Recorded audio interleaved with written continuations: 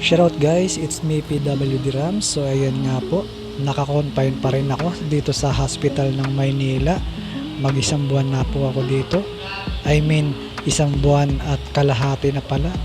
So ayan nga guys, at yung anak ko ang nag-aasikaso sa akin. At siya po yung nagbabantay ngayon itong araw na ito. Araw ng Sabado at hanggang Linggo siya. So magpapalitan sila ng aking kapatid na bunso at sa Monday, pero Sunday pala ng gabi magpapalitan sila.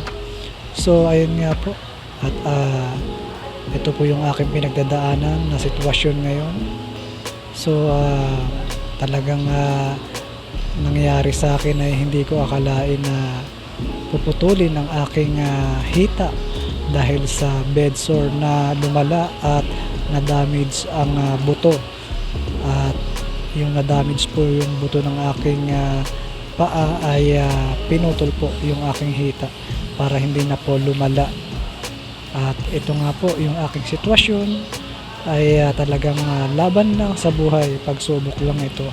Salamat at nandyan yung aking anak at ang aking pamilya, yung aking mga kapatid. Ayan, at salamat nga pala sa mga nagpapaabot ng prayers sa akin po. Ayan, sa mga nagdadasal po para sa aking mabilis na paggaling. Maraming salamat po. At sa mga nagpapaabot po ng tulong, thank you so much and God bless. Thank you guys.